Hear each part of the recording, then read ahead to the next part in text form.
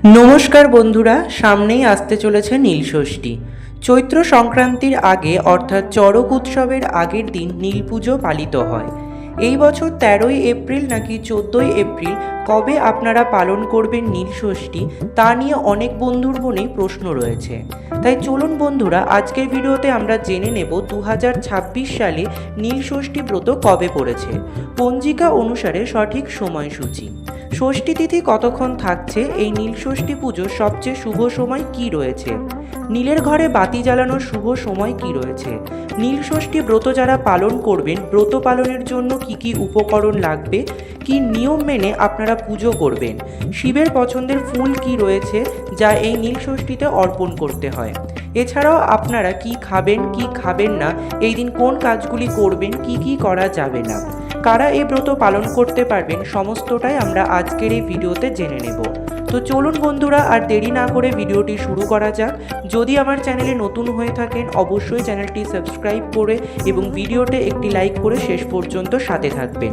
আশা করি ভিডিওটি আপনাদের জন্য খুবই হেল্পফুল হবে। ভিডিওর মূল পর্বে যাবার আগে দেবাদিদেব মহাদেবের যারা ভক্ত রয়েছেন অবশ্যই কমেন্ট বক্সে লিখুন হর হর মহাদেব অথবা ওম নমঃ শিবায়।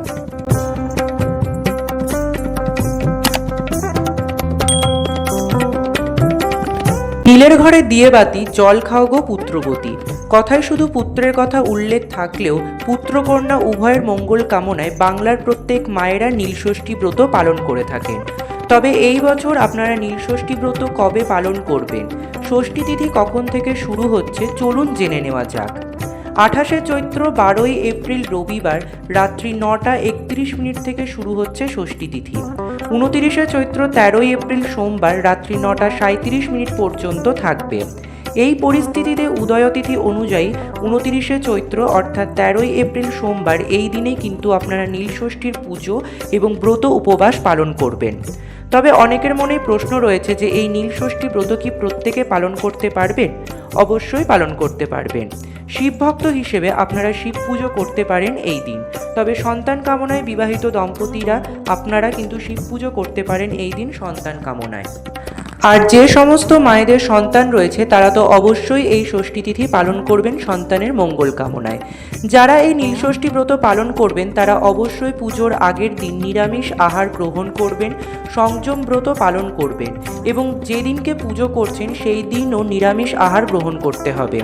কোনো রকম আমিষ আহার গ্রহণ করা যাবে না। তার সাথে নীলষষ্ঠী ব্রত যেদিন পালন করছেন সেই দিনে কিন্তু কোনোভাবেই অন্ন গ্রহণ করবেন না। পরিবর্তে আপনারা লুচি, পরোটা, ময়দার তৈরি জিনিস খেতে পারেন। তবে আরও ভালো হয় যদি আপনারা কোনো মনস্কামনা পূরণ করতে চান, মানসিক রেখে পুজো করেন, তাহলে অবশ্যই সেই দিন রান্না করা কোনো জিনিস খাবেন না।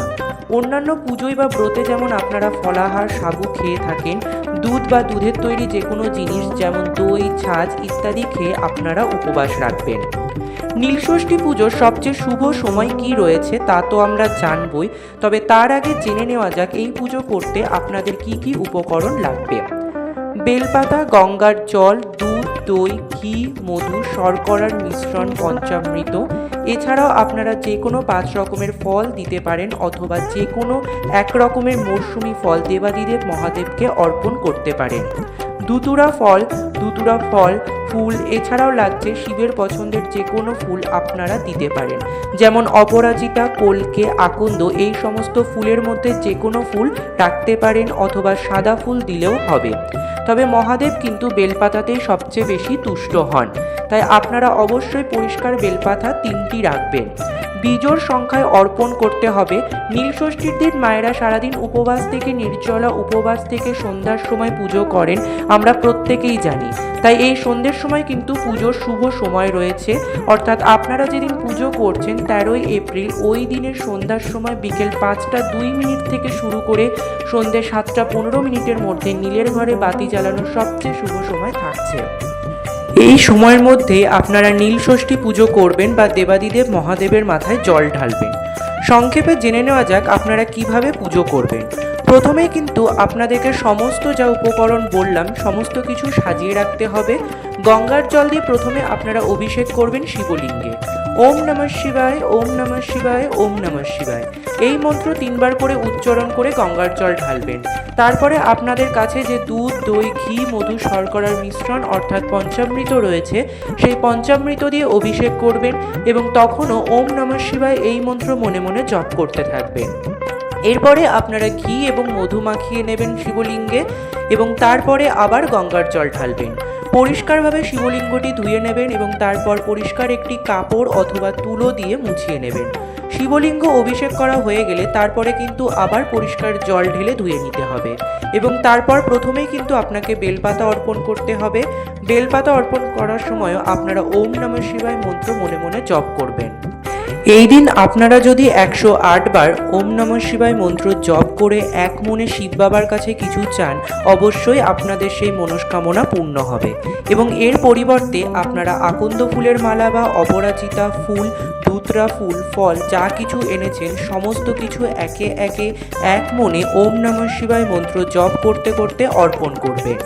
এরপরে ফল আর যে প্রসাদ এনেছেন মিষ্টান্ন হিসেবে কিন্তু যে কোনো সাদা সন্দেশ অথবা সাদা বাতাসা রাখবেন এবং 1 গ্লাস জল দেবেন। এইভাবে আপনাদের সমস্ত কিছু নৈবেদ্য অর্পণ করা হয়ে গেলে ধূপ আর দীপ দেখিয়ে আরতি করে নেবেন। আর অবশ্যই যাদের যতগুলি সন্তান রয়েছে ততগুলি মোমবাতি বা মাটির প্রদীপ, ঘিয়ের প্রদীপ অথবা সর্ষের তেলের প্রদীপ জ্বালাবেন দেবাদিদেব মহাদেবের সামনে। এইভাবেই আপনাদের নীলষষ্ঠীর পুজো সম্পন্ন হবে বাড়িতে। কিভাবে আপনারা পুজো করবেন আমি পুজো করে দেখাবো, সেই ভিডিও খুব তাড়াতাড়ি নিয়ে আসছি। সেই ভিডিও দেখার জন্য অবশ্যই চ্যানেলটি সাবস্ক্রাইব করে সাথে থাকবেন আর এই ভিডিওটা যদি হেল্পফুল হয়ে থাকে বন্ধুদের মধ্যে অনেক অনেক বেশি শেয়ার করবেন। ধন্যবাদ।